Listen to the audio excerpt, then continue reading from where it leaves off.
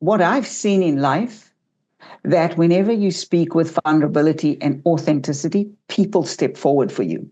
Yeah. When you're trying to pretend, people can usually sense it, and they're not as willing to help you. So I just never hid my story. I just basically told people the truth. I'm like, this is what happened to me. I've hit rock bottom. I need to make more money. I have an infant daughter to feed, and so on and so on. And so people started giving me advice.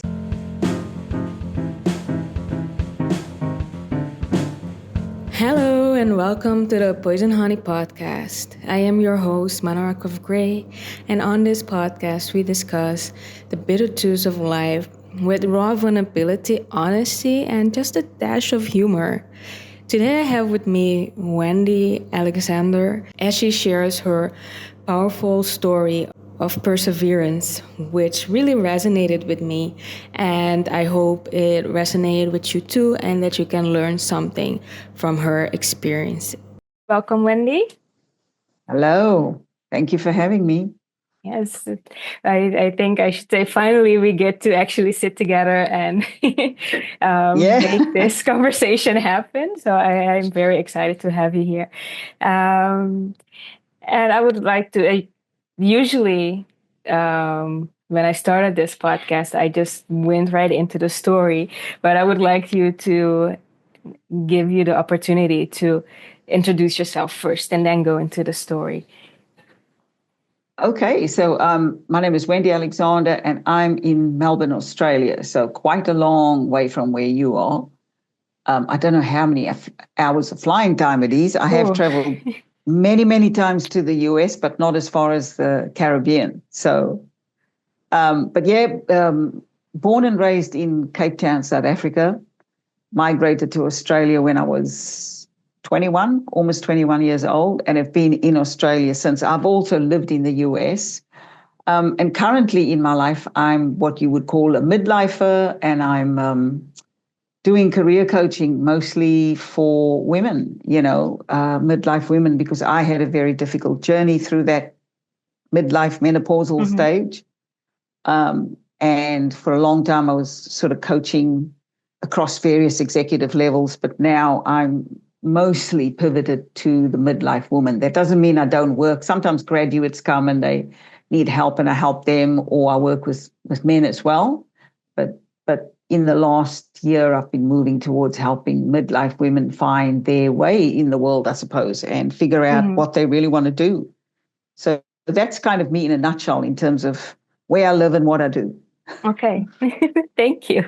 I think it's an interesting job that you do, helping. At least I haven't heard many midlife coaches before. It's not something I've come across a lot.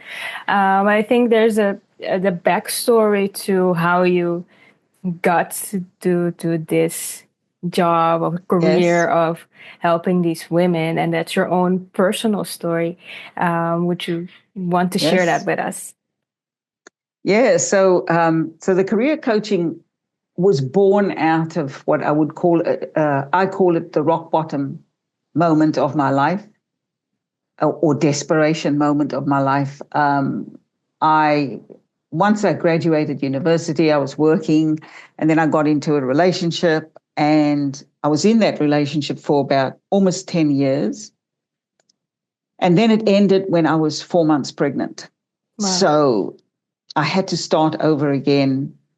There was domestic violence in that relationship, so there was quite a lot of trauma when I came out of the relationship, and I was pregnant and terrified, like, how do I start over again? I had worked about 3 jobs to get the house that I had, and through that relationship, lost that house. The house sold at a loss, and he walked away from any and all responsibility. And so there I was, ready to have a baby, going on maternity leave, and thinking, how do I recreate my life? So I did spend, I'll be honest and say, I spent quite a number of months crying my eyes out, wondering where to start. I moved back home with my parents. Parents took care of me through the later months of my pregnancy because I was because of the domestic violence, I ended up in hospital and I suppose was fighting to save the baby. But so my parents moved me back home with them and I was with them. And during that time, I was trying to figure out how I was going to start over again, having lost everything. And then after, I booked myself into a counseling session, found a psychologist. So that was the first turning point, was going to get help. Yeah. Because I know a lot of people, when they go through trauma or they go through very difficult times, a lot of them do it on their own, or they hide it, or they don't go get the support that they need. But I knew that I knew that I was going to have a difficult time coping with my life and recreating it with the newborn baby, no money, a huge debt because the house sold at a loss, so there was like $50,000 debt on my head. Wow. And so I went and got help from a counselor. That was one of the first places I started, working with a psychologist. The other thing I did was I made a list of, I looked at my budget and my money, and I was like, man, I got more debt than money. I don't have savings. Mm-hmm. I've lost everything. So then the next question I asked myself was, how do I go find a better job? That was fundamentally the question.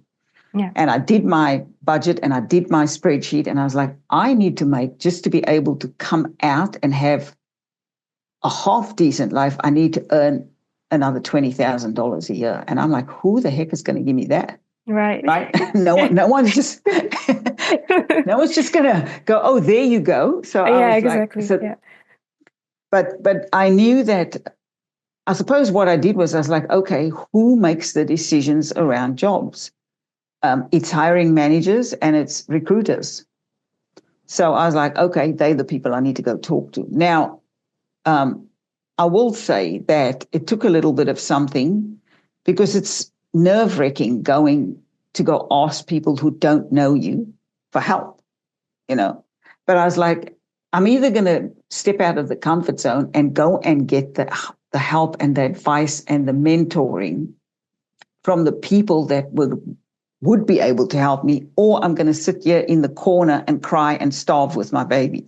Right. So I was like, well, there's no choice. And so I ended up approaching some hiring people in the company that I was working at, but also some external recruiters who were recruiting for other companies. Because I'm like, look, I may not get the opportunity at my company because they might go, well, no way are we giving you an extra 20 grand. Yeah, exactly.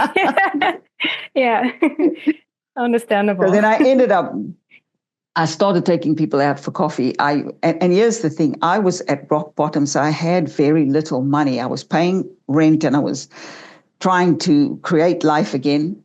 But what I would do is I would save a certain amount of dollars. So, and back then I would save over 2 weeks or 3 weeks. I go, okay, $25. And this $25 I need to use to buy a recruiter a coffee. So I fundamentally would have, and coffee back then was probably $3, maybe $2.50. Now they're $5, right? But it was $2.50 or $3. So I'm like, okay, that means I can do about 6 coffees with people over a period of time. And that's what I would do. So I would never buy myself a coffee because I couldn't afford to, because I'm like, that money has to go for the next coffee. So I would just drink water and I would buy the recruiter the coffee. And I started asking them questions. Like I said, look, I need to improve my prospects. I need to earn more money. How do I do that? And I will say people were, what I've seen in life, that whenever you speak with vulnerability and authenticity, people step forward for you. Yeah. When you're trying to pretend, people can usually sense it and they're not as willing to help you. So I just never hid my story. I just basically told people the truth. I'm like, this is what happened to me. I've hit rock bottom. I need to make more money. I have an infant daughter to feed, and so on and so on. And so people started giving me advice. They would give me advice like, okay, you need to write your resume like this. You need to do, when you're interviewing, this is how you interview. This is how you answer questions. You've got to be short and concise and don't speak too long, but give the important, like all these things. And then I would practice and practice. And I would write my resume and rewrite my resume and rewrite it and test it in the market. And here's the thing I will say, life isn't going to just hand something to you, because it didn't. Even though I was making all these changes, I would test it in the market, get a lot of rejection, test it again, rewrite it and test it again. And that's kind of what I did over a few months. And then eventually I landed an interview and I didn't get the job. And I was very disappointed because I practiced and I'd taken all this advice that had been given to me and I didn't succeed. Right. And then I was like, well, maybe I can go ask that interviewer for some feedback. So I went back to the interviewer and I said, look, I know I respect your decision. You've given the job to someone else, but can you give me some tips and tricks on where I could improve? Like, what did I do wrong, or how could I be stronger? And they did. They helped me. They gave me feedback. You spoke too long on this answer. You didn't answer this question really clearly. All of these things. And I was taking lots of notes and I just kept practicing. And then probably 5 weeks after that particular job that I didn't get, I got another opportunity. And then I got the job. And the job increased my income by $50,000. And I was absolutely shocked because I didn't even think I'd get the 20. Right. I thought they maybe will give me 10, they might give me 15, but that's the most that they're going to give me. But the thing is that with the help of all those recruiters and all the practice that I had done, when I was answering the question, I was able to give them real concrete examples of where I'd succeeded in the past. And people took a chance on me and gave me that opportunity. And after that, I went from strength to strength, because I think when you've gone through that very difficult time and you've done a few steps to come out of it, I mean, you cry your way through it first, and then you've got to get into action. I can't stay under I call it doona diving. You doona dive, you dive under the doona on the bed and you just don't want to come out. But I'm like, okay, you've doona dive now, but now you've got to get in action. You've got to do something, because if you don't do something, you and this baby aren't going to have a good life. And it was difficult, and I did fail. I didn't get the very first job I went for. I was rejected. My resume was rejected many times. But I think the message is just keep going. If you want to succeed, any of us, or we want to leave our traumas or our challenges behind, we have to find a way, and sometimes you got to go talk to a psychologist. Sometimes you can share it with a close friend, or sometimes you can go to your parents. I mean, at that stage of my life, all my pride had gone out of the door because I'd been slammed around by life and its circumstances. So the pride there was none left. It was like, I just got to go get help. I just got to go get myself sorted out. And I've got to admit that the relationship was a big mistake, but my daughter wasn't. Right? So I was like, okay, I can sit here and regret and regret that relationship, but I never regret my daughter. And so once I realized that I was responsible and I was going to be the one that provided for her, that was mother, father, and provider, I took that responsibility very seriously. And I wanted to be, I suppose the other thing was, I will say, is that she was a girl, right? I found out when I was in the hospital, when I almost lost her. They were doing scans and things to make sure everything was healthy. And then the radiographer said, I can see the sex of the baby. And I said, it's a girl. And she said, yes, it is. And she said, how do you know? I said, I don't know. I just felt it in my spirit. Yeah. And I decided in that moment that I was not going to raise a daughter that would become a victim of life and circumstance.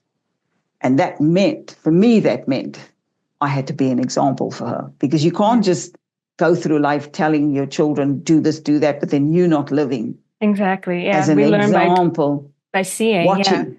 Yeah, exactly. We learn by watching. And so I think in the end it was, I always say my daughter's my lucky charm, because she the fact that she was coming into my life, that I knew it was a girl, it changed everything for me. It was like, okay, this has happened to me and it's been awful and I've lost everything I worked so hard for. But I'm going to move forward and I'm going to show my daughter that no matter what happens to you in life, you can move forward. You can find a way.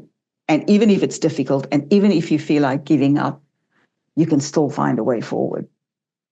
And so that she was truly the motivating factor. Truly. I don't know if I would have been as strong and as determined if I didn't have that young daughter to feed and to raise, you know?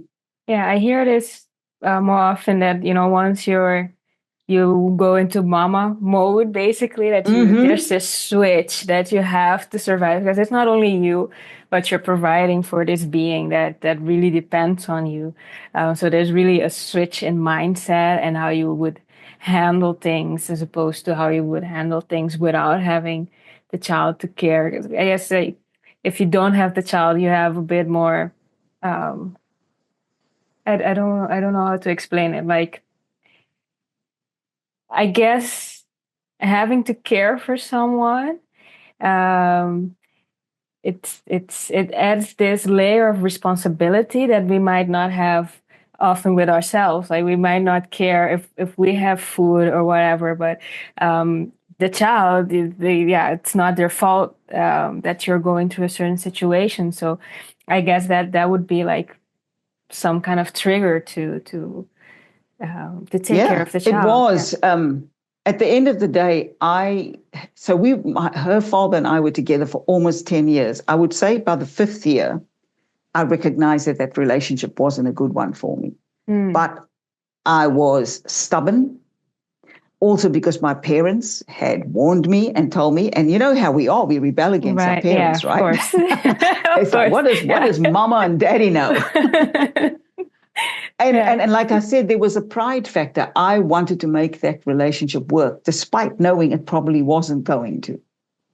But when the relationship came to an end and I was pregnant, my whole brain changed. I was like, I decided I was not going to raise my daughter in that kind of relationship. And that was the motivating factor to get out. Yeah. Right? Even if it meant I lost everything. Even if it meant I had to start all over again. It was kind of a situation of what I wasn't prepared or even brave enough to do for myself, I was brave enough to do for my daughter. Yeah. So she definitely plays a huge role in the changes that then happened in my life, you know. And we have had a very good life together, her and I. You know, I have a new partner now. I've been with him for 15 years. He's the one that communicates with you. He does all my IT support and my administration support. He's amazing, and he's a real stand for my success. But before him, I spent 10, 11 years on my own. It was just me and my daughter. I was like, I am not inviting anyone into this space while I'm trying to ground and make things really good for us. And we've had a great life. We've traveled the world together. We still travel, even though she's, 27 years old now. We still travel together. We love traveling together. We traveled since she was young. Once I got myself out of that financial mess, I started to travel with her, because I feel like there's no better way to open up someone's eyes than to show them the world, So, Wendy, now I expect you and your daughter in the Caribbean, if you travel. Oh, we would love that. If you're ever in the area. Oh, I would love that. I mean, the last time we were in America was in 2019, I think, or maybe it was earlier. 2016. And friends of ours have bought a home in Belize. So they came to visit us last year. They came from California to visit us. And then they said, when are you coming to America again? I said, I'm not coming to America again. But I said, I will come see you in Belize. Yeah. I will meet you in Belize. Yeah. They said, I'm not coming to America, not at the moment. No, understandable. I'm also kind of ignoring it. But I think your story is very inspirational. I think especially they say like a pregnant woman, when you're pregnant, you're at your most vulnerable. Yeah. And to be going through something like that at that moment and just pushing through in the way that you did. And I would write down your tips about meeting with with recruiters and talking to them, for anyone that looking to make more money. And yeah, I think that's really, yeah, really inspiring. And so this then informed you at what point did you then start to do your coaching other people and through midlife and like menopause? So the coaching actually started very soon after I landed that job that gave me the 50,000, because there were people around me, like friends, family, and my colleagues, who knew what I'd gone through. They knew I'd lost my home. They knew that I was pregnant, and they were watching that. They knew that I'd hit the rock bottom. And then 8 months later, after I came off maternity leave and I started talking to these recruiters and I landed this really great job, they saw that I was growing fast. Once I landed that role, my career took off. Yeah. But I had also negotiated working mostly from home. Now, this is 28 years ago when that was not a thing. It's not But I had normal said, then. yeah, it's so now it's part of the norm, right? We work from Yeah. home now, and we do 2 days from home, or 3 days, or 4 days, Yeah. whatever. People do hybrid working, but back then it wasn't. But I knew, I was like, I'm going to be a good mom, and I'm going to be good at my career. And so I was like, how am I going to figure that out? And when I would go for job interviews, I would ask them. I would just say to them, they'd interview me, I'd answer the questions, and then at the end of the interview, they'd say, do you have anything you want to ask us, or is there anything you want to share with us? And I said to them, I am a single parent. My daughter is very young. Like with that very first job, my daughter wasn't even 5 months old when I landed, Right. 5 or 6 months old. And I said, she's really young.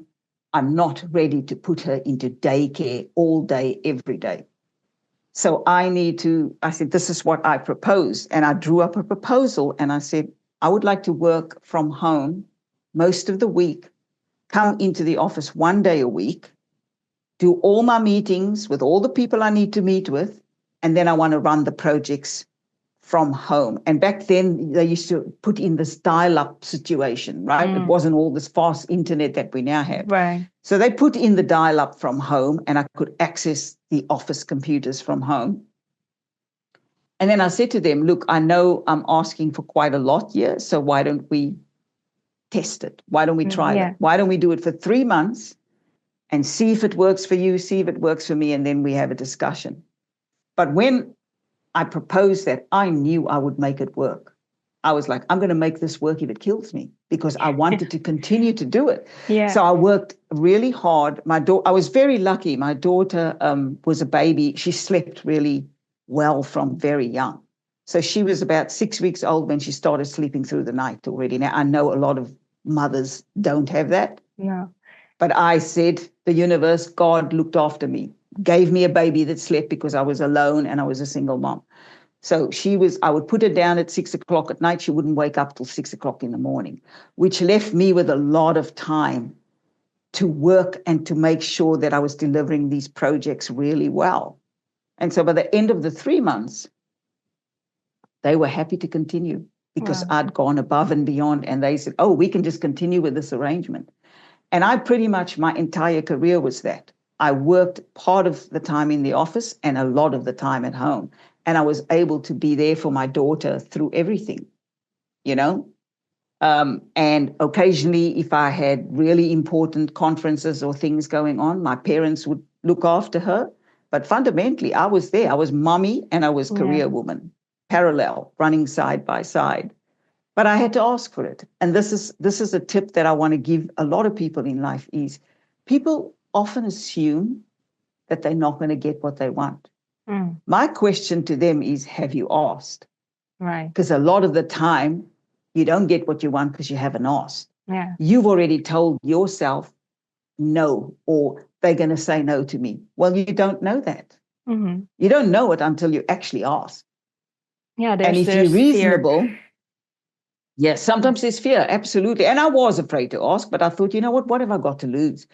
All they can do is say no to me, and I can go, well, maybe I might work with your company for only a short while, and then I'm going to find the job where they're going to give me what I want. Yeah. So, but as it turned out, because I explained my situation, and I said to them, I really want to be there for my daughter. Most people are reasonable. Most people are not mean-spirited. So they were like, yeah, let's try it. And we trialed it for the 3 months. It worked. They let me. I was with that company for 3 years, and that's how I worked for I 3 think years with them. you ran the pilot for hybrid work back in the day. I did. I didn't know I was doing it. Yeah. I didn't know I was doing it, but it helped. And the thing is, and so you asked me about the coaching, that's where it started. People saw that I was able to get all these different things, and I was making a lot more money. And so they started coming to me for help. And I was working full-time in corporate. And so the coaching was, I would only do about 3 to 5 hours working with other people, just showing them what I'd done for myself. That's how it started. But what happened was these people started to get the jobs as well that they wanted. They started to get the money they wanted.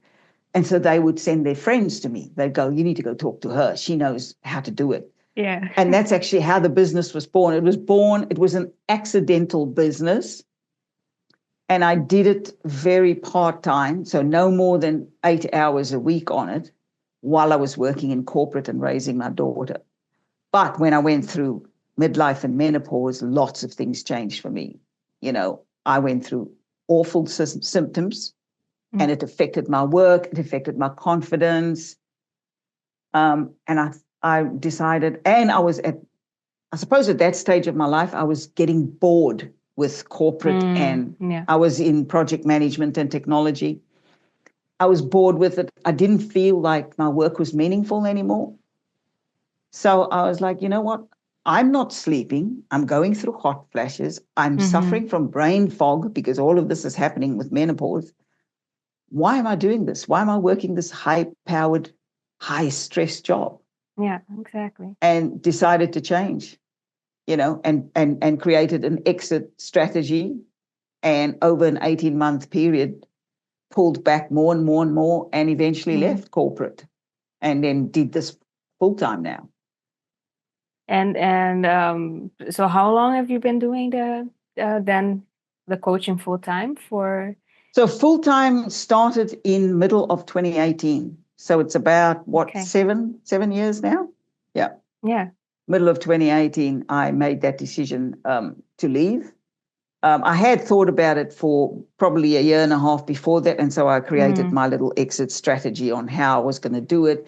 Because one of the things I will say to people, if you want to make a change in life, be smart about it in that back yourself financially, because the worst thing you can do is walk out of a job and you don't have something else. Yeah. You are going to put yourself under tremendous financial stress. And when we're under a lot of financial stress, it is very difficult to make decisions that work for you. And what you end up doing is a lot of people find themselves back in the workplace, hating their jobs, hating their life. And so I always say to people, make sure you've got a good exit strategy. So either if you think, oh, I want to go into that industry, but I don't have the skills, then find a way to volunteer in that industry so you gain the skills. Then when you make the switch, it's not so hard. Also make sure you, like in my case, I was like, I'm going to leave corporate in 18 months. So I started to save a lot of money. You know, it's like, let me build up that buffer, because small business is very roller coaster. You know, some months, like especially when I first went full-time, sometimes you have these abundant months and you got more clients than you can handle. Right. And then all of a sudden there's nobody, or there's one client, or there's two clients, and you go, oh my God, what just happened, right? And that's just the reality of small business until you build your reputation and you become known as the expert, and then you get regular clients coming all the time, or people who've worked with you are sending people your way, right? But it takes a while. It's not something that just happens overnight. Well, And you so I have say to people, yeah. make sure you have a financial buffer if possible, so that you're not under the stress. Because we don't make good decisions when we're financially stressed out. No, we're in survival mode essentially. We're in Yeah. survival mode. Yeah. Absolutely. Yeah, that's Yep. true. And so how is it going after 7 years?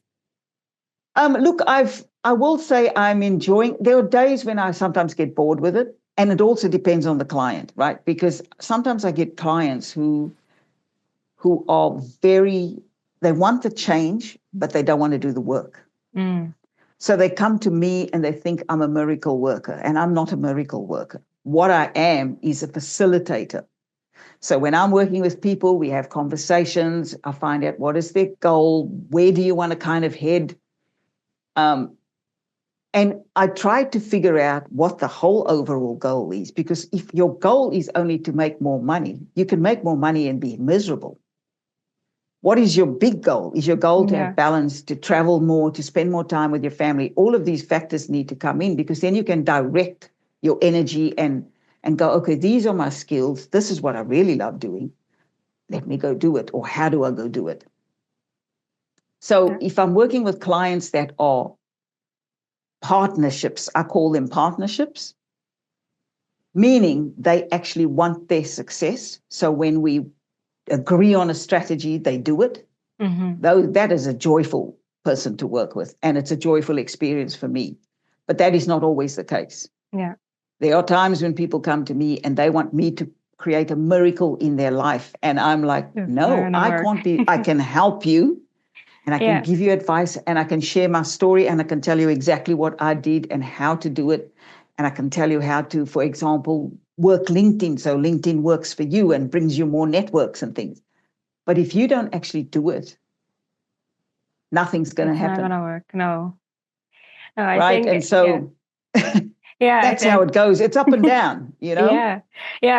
I mean, I'm also running a small business, so I definitely, I know someone just like hanging on, waiting for that one client to make the payment so you can continue. And but at the same time, I have such a drive to work for myself that if that's still that moment, I'm like, I'll push through and continue, because I really want it. And I recognize that I think a lot of people want change, even in the sector that I work. Like we want, for example, to be more sustainable and mitigate climate and climate change and these things. But even for us, there's a lot of people that are talking like about what needs to change. But even for me, sometimes I'm not gonna act like I'm perfect. I still can't make all of the changes that needs to be to really live a sustainable life. So I recognize in saying that I recognize the difficulties of really making lasting change. In this case, it's like more kind of global systematic change, but it also starts with us. There's also choices that we can make to lessen the stress of I don't know, climate and these things. But then on a more micro level, as you said, LinkedIn and wanting to optimize that, So for me, it's like I connect all of these. Well, it's varying levels of change, but it's still somewhere in us this inability or unwillingness to change sometimes. I think sometimes it's a certain comfort in what we already know. And not wanting to step outside of our comfort zone. And I would think that would be some of the issues that you encounter when trying to coach people and change. Absolutely. And I think it applies across the board. I think if you're trying to make changes in your financial well-being, your health, it is difficult. And people don't understand that And I know there've been times where I've gone on a journey, a health journey, for example. I go, oh, I want to eat better, I want to do more exercise, whatever. I don't always sustain that. But one of the things I have learned, and this is probably because of all the difficult things I've been through, growing up in South Africa in apartheid, that was a whole other story on its own. Yeah. And then migrating to Australia and then being a single mom and all, I've been through a lot of difficult times. What I've learned is that we have to learn to give ourselves grace. It's okay to stumble. Yeah. It's okay to say, you know what, I'm getting on a health little kick and I'm going to walk every day and I'm going to eat this. And then Sunday you're eating chocolate cake. It's fine. People crucify themselves. And what happens is that it makes it harder. If you're constantly going through retribution or going, you're a bad person. I'm at the stage of life now where I go, you know what? 90% of the time is good enough. And if on Sunday I'm going to have a piece of chocolate cake, okay. Tomorrow I'm going to walk another 15 minutes. I live next to a track, a walking trail, and there's a creek that runs through it. And I walk the dog around there every day. And then I go, okay, I've had that chocolate cake. I loved it. I enjoyed every minute of it. I'm adding 15 minutes more onto my walk. That's it. Right. I don't go through the stage, maybe because I'm sort of at that midlife phase now. I've stopped beating myself up about things when I don't stick to something. If I've decided I'm going to save money because I have a goal and I end up blowing, money on whatever, clothes or go to the shops or something, I'm like, okay, that's what happened. Just start again. We all need to give ourselves grace. And I also think that, that's probably part of the reason the world is in the state that it is that there's no grace given to people. We are not perfect. None of us are perfect. We all make mistakes. And it's about just getting up every time. Yeah. If I had to give people any advice, I would say, if you stumble, there's an old Chinese proverb, and I used to tell it to my daughter when she was growing up all the time. And I say to her, fall down 7 times, get up 8. That is the Chinese proverb. Fall down 7 times, but get up 8. So you always just keep getting up. That's it. Yeah. Don't need to beat yourself up. I have this reminds me of, so I did my thesis in Spain, and my commissioner told me I've had more failed projects than successful ones. But he still has like a good reputation in like with the people that hire him, like the municipal people and the that kind of thing. So I can't find the word, but it's like you have different municipalities within Spain that would hire him for like, because we're in the same sector, so like development work and like rural development and that kind of thing, and community building. But I still to this day carry that message with me when a project is not going the way I would want it to work, like the ideal way. Instead of course, I have, she said, like the moments when either you're crying or you want to cry or frustration, but I usually pick myself up reminding myself like I'm probably gonna fail more than have success. And I think it's also that the way I think society globally is built is that we really highlight the successes, like, oh, you have achieved this and that and then that, but we're not looking at that, if it's like an iceberg, we're not looking at all of the failure at the bottom that we're standing upon. And I think that's a very important thing to start and be more open and vulnerable about like all of our failures, that makes us get to that success, and instead of only highlighting the success, and other people are going to look at that and think, well, oh, I'm a failure or whatever, and not be even I say that, I know that I'm conscious of that. Even I look at some people sometimes, so like, oh, they're so successful, but I'm not reminding myself of how much they must have failed and fumbled to actually get to that place where we're looking. And I think a lot of us wants to reach like certain levels of Yes. success. So we kind of Yeah. idolize that kind of higher step, so to say. But yeah, we have to. I think it's important to have more conversations where we say, well, everything wasn't perfect, and I failed so many times, but I'm still going, and I still have some successes to be proud of, despite of the failures, or maybe thanks to the failures sometimes, because sometimes That's right. you fail and you learn from that failure, and you pick what you want and you move on. So yeah, I think that's Failure, very, I think, is a stepping stone to success. I don't think you can get to any real level of success without having gone through a level of failure. And sometimes your level of failure is huge. yeah, I look at my story and I go, man, I lost everything. I was at the top of my game. I was in this relationship. We had a beautiful home. I lost everything. That was an epic failure when I look back. But it was also the launching pad for the next lot of success in my life. So you can resent it and you can hate it, but it does take you to the next level. I mean, apart from people who have inherited wealth, yeah, most people who have built it have failed numerous times. Numerous times, all of them. You read, the Tony Robbins story, you read the Steve Jobs, all of these people failed over and over and over again until something clicked and then it launched them. But, even some people, like, I mean, I love the Tony Robbins story because he failed again and again, like multiple times. He made millions and lost it, and millions and lost it, and millions and lost it. Now he's sustained the success. He's got a model that's working for him. But my goodness, the amount of failure that happened there, yeah, But the thing I think you to remember is that when you've failed and you've stepped out of and you've launched yourself again, for me, I know there's a knowledge that happens inside your soul. And for me, I know that I will find a way.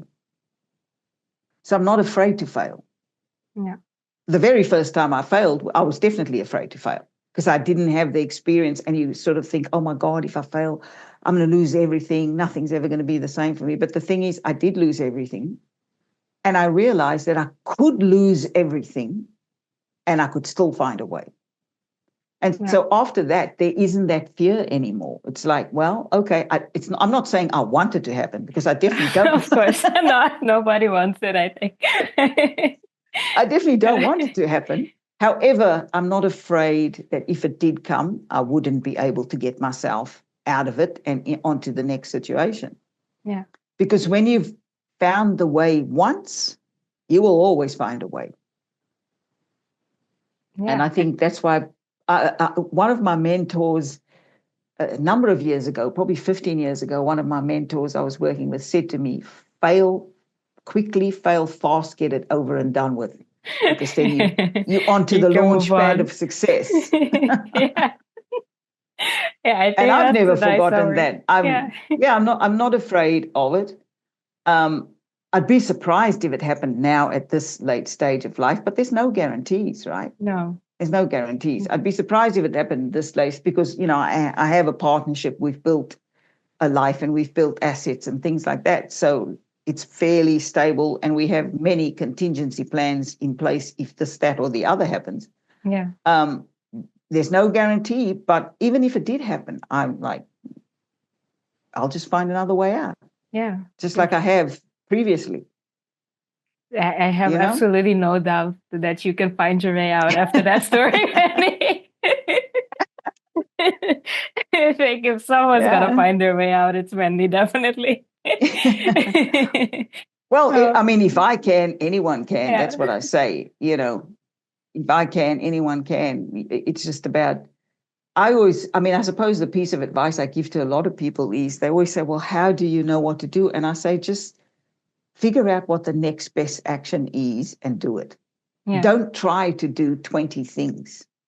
If you've found yourself in a situation that's really dire and it is making you feel fearful or whatever, I said, just figure out the next best action, one action. because your brain won't get overwhelmed if you just have to take one step. But Yeah. if you see the road ahead and you go, oh my God, there's 20, 30 steps, I said, you are going to be overwhelmed. Your brain's going to go, no, I don't want to do this. Yeah. And then you're gonna go, what do you call it when you go under the blanket? Doona dive. Yeah. You're gonna go Duna dive, right? You're going to go Doona Exactly. dive. That's right. So I've always just gone, okay, what's the next step? So in the case of that situation when I was coming out of maternity leave, I was like, I need to earn more money. Okay, what's the next best step? Yeah. I need to talk to the people that can give me the job that will make me earn more money. And then after I spoke to them and they gave me strategies, okay, what's the next step? The next step is I got to go rewrite my resume. What's the next step? I got to go practice interviewing. What's the next step? And so on. Yeah. And so it was just step by step by step. I never took it all on at once because I couldn't. My brain probably wouldn't have coped. And I was a new mother. There was a limit to what I could do, but I did what I could do. Yeah. And then progressive steps. That is sometimes the best we can do. Like, we have to do what we can do. I too have a lot of things I want to achieve, but then some days my energy level is just like, I answered the emails today, which is fantastic. Sometimes that's all you can do. And I think that, as we were saying, you have to not be so hard on yourself. Because then there would be another day where I'm so bursting with energy that I do a million things and more things that I had on my to-do list. And we have to give ourselves that freedom to and listen to our bodies and our capabilities at the moment. I think all of that is also playing a role in what we can do. Absolutely. Yeah, absolutely. I mean, we have limitations, and sometimes we're limited by the level of energy we have in a given day, And sometimes life just takes a turn. You can have a parent that gets really ill or a child that gets ill or something happens and you suddenly have to pivot. So, we all need to be flexible and we need to be kind to ourselves and to others. That's kind of what it comes down to, Yeah. Not everything's going to go according to plan. In fact, it's guaranteed. Change is guaranteed. It's like death and taxes. I think that was a different quote as well about things not going according to plan. But I can't recall it right now. It's like as planned, everything, nothing went as planned or something like that. I can't remember. Yeah, that's right. Some of my favorite quotes. Yeah, absolutely. Thank you so much for sharing your story, Wendy. It's a pleasure. It's been inspiring. As I said, I made mental notes. I haven't been writing down, but I made mental notes about that's great. Just overcoming difficult moments in life and asking what you want and even if you get no a couple of times to push through it because someone's gonna say yes. Yes. And I think we have to learn that. As I said, I think it's a fear. Maybe it's some kind of trauma of what's the name? Rejection trauma. It's what's coming up. So I think those things definitely have a role. I can understand that it's not easy. That can be hard. You can go Duna dive and get back out of the. That's right. Don't stay under the Duna. It's okay to Duna dive. Just don't stay there. Yeah, exactly. And is there anything else that you would like to share with the audience? Well, I think the message I like to leave people with is take one step at a time. Do what you can. The next best action is always going to be the right action for you. Don't try to do everything all at once. I've never seen it work. It's not worked for me.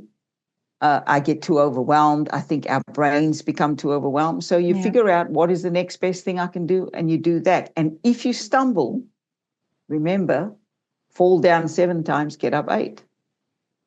Right. Thank you. I think that's the best way to round up. And if people want your coaching, how can they find you? So happycareerhub.com is my website, and there's a bunch of free resources there. There's a bundle that I've put together for the midlife woman or women who are looking at changing careers.